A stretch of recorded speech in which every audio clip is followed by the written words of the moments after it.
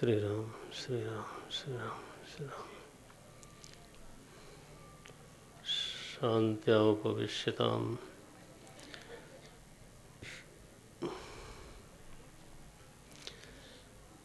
तब हनुमंत कही सब, हाँ, यही सन हठी करी हूँ से पहचानी, साधु ते होई न कारज हानि। साधु पुरुष से काम बिगड़ता नहीं है बल्कि बनता है। तो अगर कोई सज्जन पुरुष हमारी पहचान में आ गया तो हनुमान जी की सीख ये है कि उससे हट कर के पहचान बनानी चाहिए।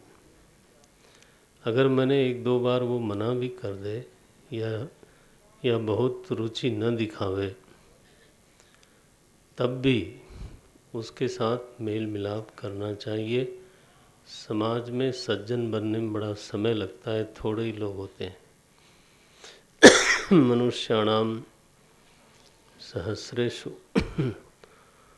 तो ये रीति नीति नहीं है। माने I can not remain indifferent. अगर हमारी समझ में आ गया कि अमुक व्यक्ति सज्जन है तो हनुमान जी की नीति का पालन होना चाहिए।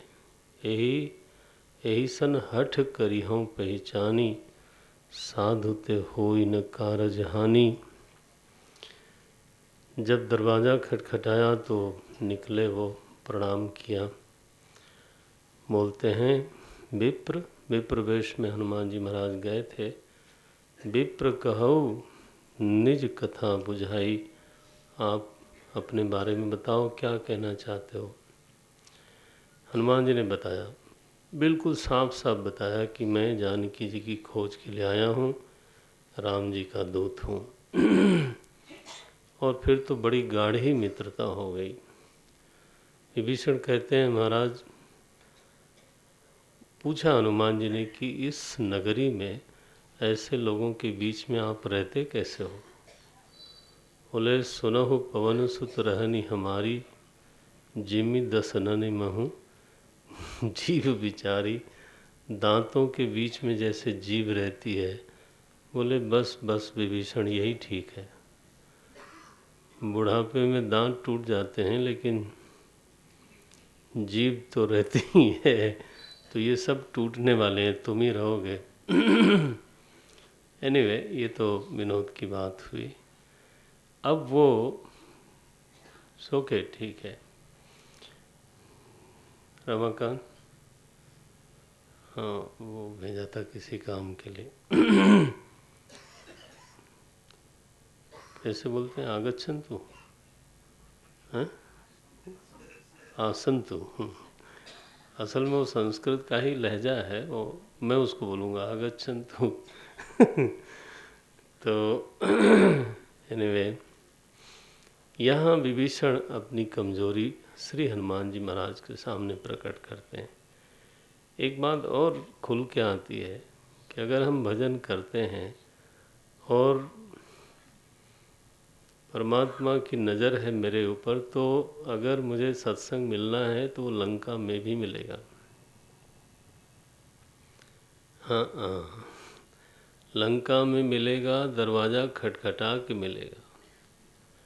हनुमान जी जैसा संत विभीषण को सत्संग के लिए मिले, घर बैठे लंका में, जहाँ ये कल्पना नहीं हो सकती थी कि यहाँ भी कोई संत आवेगा सत्संग करने के लिए, लेकिन वो आए महाराज।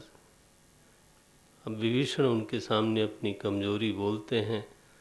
तात कबहूँ वही जानी अनाथा, करिए कृपा भानुकुल ना था। क्या कभी हमारे ऊपर भी कृपा करेंगे। शंका क्यों है। बोले, शंका इसलिए है कि तामस तन कछु साधन नाही, मेरे पास कोई साधन नहीं है। प्रीति न पद सरोज मन माही, तो मेरे मन में वैसी प्रीति भी नहीं है जैसी होनी चाहिए, जैसा शास्त्रों में लिखा है। यथा व्रज गोपिका नाम, ऐसी प्रीति नहीं है।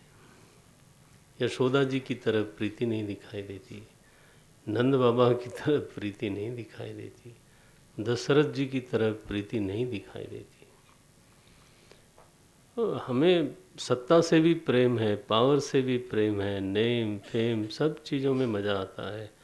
और लेकिन यस, मैं भगवान का हूँ, ये वृत्ति भी बनी हुई है।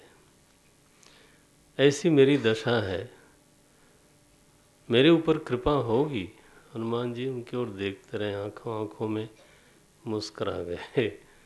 विभीषण को एकदम ध्यान आया कि अरे, जिसने इतने बड़े संत को मेरे दरवाजे पे भेजा, मैं उसकी कृपा में अब शंका करूं? अब मोहि भाव भरोस हनुमंता, बिनु हरि कृपा मिलहि नहीं संता।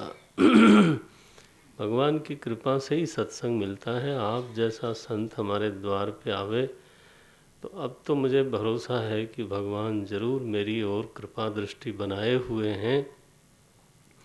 इसीलिए आपने हट करके दर्शन दिया, मैंने बुलाया भी नहीं, आपने दरवाज़ा खटखटाया। तो तुम मोहि दरसु हट ही दीनिया, आपने अपनी ओर से हट किया। कई बार ऐसा दिखाई देता है, संत हट करता दिखाई देता है और हमको लगता है कि इनको कोई गरज है। हमको ऐसा लगता है कि शायद इनकी कोई ज़रूरत है, इसलिए तो हर बार ऐसा नहीं समझना चाहिए, उनकी नहीं गरज होती, भगवान की कुछ प्रेरणा इतनी ज़ोर से हो जाती है कि संत आग्रह करता दिखाई देता है। हनुमान जी ने कहा, देखो विभीषण, उन पर अविश्वास करना बहुत गलत है। वो साधन देख करके कृपा करेंगे ऐसा हर समय नहीं होता है। मुझे देखो, तुम तो पुलस्त कुल में जन्मे हो, ब्राह्मण शरीर है तुम्हारा, मैं तो वानर कुल में जन्मा। वानर माने नरो वा, मनुष्य जैसा है शायद मनुष्य है, नरो वा। ये हमारी क्या हालत है। और उसमें भी मैं ऐसा पशु योनि में आया जिसको वानर कहते हैं। साधना एकाग्रता से होती है और मेरी जात का स्वभाव है कि वो निरंतर चंचल रहती है। मैं तो न थलचर, न नवचर, न जलचर। मैं क्या हूँ? त्रिशंकु की तरह जो वानर जाती है, महाराज वो शाखाचर है। मैंने देखा मंदना में, कानपुर में मैं 6 महीने रहा तो वहाँ लंगूर आते हैं, कई बार 10-10, 5-5 दिन रहते हैं। वो डाल पे सोते हैं, उनकी पूँछें लटकी रहती हैं नीचे। जब मैं रात को कई बार चलता फिरता था तो जगह जगह पूँछें लटकी हुई दिखाई देती थी। वो तो ज़मीन पर नहीं सोते हैं। तो हनुमान जी ने कहा भी शाखा मृग के बड़ी मनुसाई। हम तो शाखाचर हैं, चंचलता हमारी जाति का स्वभाव है।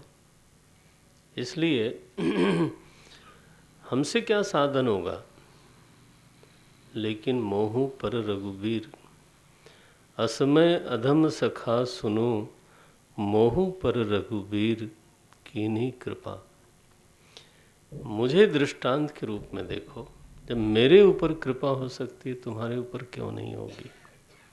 कीन्ही कृपा सुमिर गुण, भरे विलोचन नीर, जानत हूँ अस स्वामी बिसारी।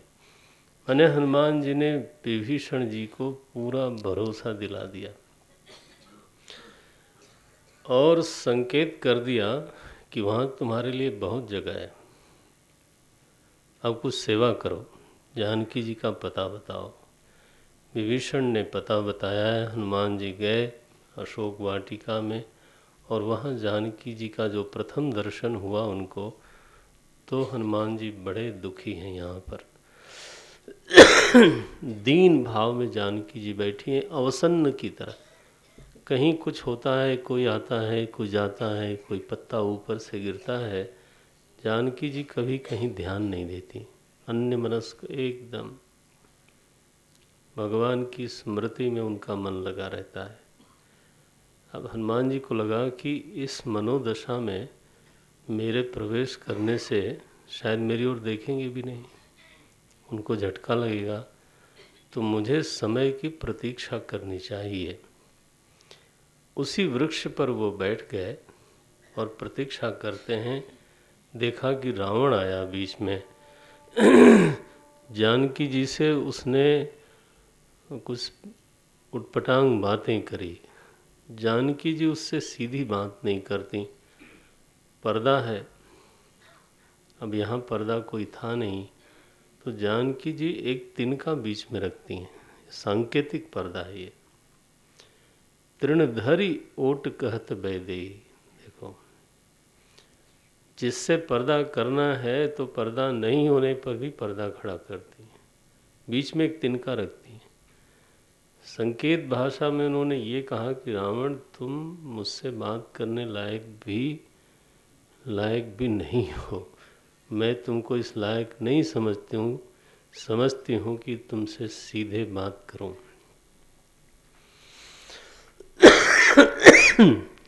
तृणधरी ओट कहत वैदेही, और कहने के पहले सुमिरन करती हैं भगवान का, फिर बोलती हैं। रावण ने धमकी दिया बहुत सारी, बोले एक महीने में अगर तुमने हमारी बात नहीं मानी तो मैं तुम्हारा अपने हाथ से वध करूंगा। राक्षसियों को कहा इसको डराते रहो। अब हनुमान जी महाराज ऊपर से इतने गुस्से में आते हैं, लेकिन धीरज रख के किसी तरह से रोका उन्होंने कि अच्छा जाने दो इसको। जब राक्षसियाँ उनको डराने लगती हैं, वो तो डरती नहीं, अन्यमनस्क रहती हैं। उस समय त्रिजटा आती है और वो बताती है सबको कि अरे मैंने आज सपना देखा, सपने बानर लंका जारी। हनुमान जी महाराज उसी वृक्ष पर बैठे हैं, सुना, बोले नया मैसेज आया है। मुझे तो भगवान ने केवल ये कहा था देखना जाके और बल बिरह सुनाना। ये तो कोई नई बात, नया आदेश आ रहा है। इसके सपने में मैं कैसे घुस आया? सपने हूँ बानर लंका जारी। बस सारी डर गई। जब जब चली गई तो जानकी जी विरह से व्याकुल होकर के शरीर को समाप्त करने की बात करती हैं। बोले आज मुझे आग दे दो त्रिजटा। बोले नहीं, वो सुबह सुबह लंका में आग नहीं मिलती है। वो कह के चली गई। तब अशोक के वृक्ष के नए नए पत्तों से आग मांगती हैं, तारे सितारों से आग मांगती हैं। उस समय हनुमान जी को लगा कि इस समय अगर मैं मुद्रिका गिराऊंगा तो जानकी जी उसको जरूर उठाएंगी, अन्यथा तो ध्यान भी नहीं देती। एकदम सामने गिराया उन्होंने, तो उनको लगा कि शायद अशोक ने कृपा करके अग्नि दिया है। एकदम उठाया उन्होंने, देखा, बोले अरे जीती को सकई अजय रघुराई। भगवान तो अजय है और माया ते यह रच नहीं जाई। ये मुद्रिका माया से रची नहीं जा सकती। ऐसी दशा में ये यहाँ कौन लेके आया? तो हनुमान जी ने पहली कथा विभीषण के दरवाजे पे कही थी, अब राम कथा दूसरी अशोक वाटिका में कही। बड़े कथाकार हैं वो। रामचंद्र गुण वर्णय लागा, सुनते सीता कर दुख भागा। देखो, विभीषण को कथा सुनाई, विश्वास हो गया। जानकी जी को कथा सुनाई तो उनका दुख भाग गया। जानकी जी कहती हैं इतना अमृतमयी कथा सुनाने वाला छिप के क्यों बैठा है, प्रकट क्यों नहीं होता?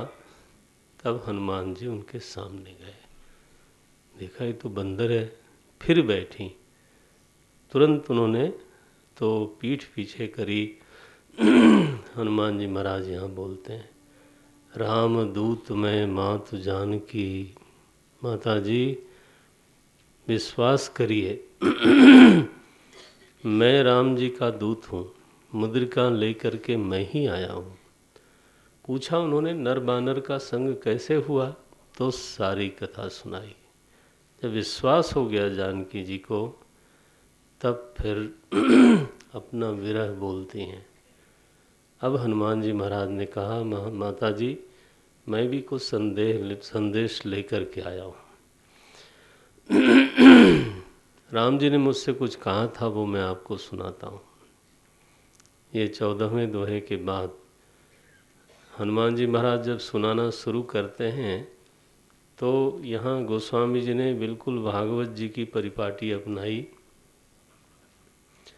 कहऊ राम वियोग तव सीता।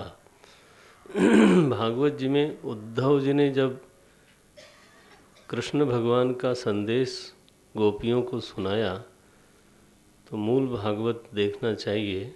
वहाँ लिखा है श्री भगवान उवाच, उद्धव उवाच नहीं लिखा।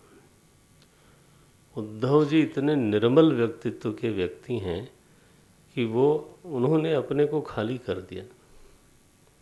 ही जस्ट बिकेम द माइक्रोफोन। बोलने वाले श्री कृष्ण परमात्मा ही हैं। उद्धव ने वहाँ जो संदेश दिया, सीधे भगवान ने गोपियों से बात करी। और मैं प्रसंग के अनुसार बोल ही दूँ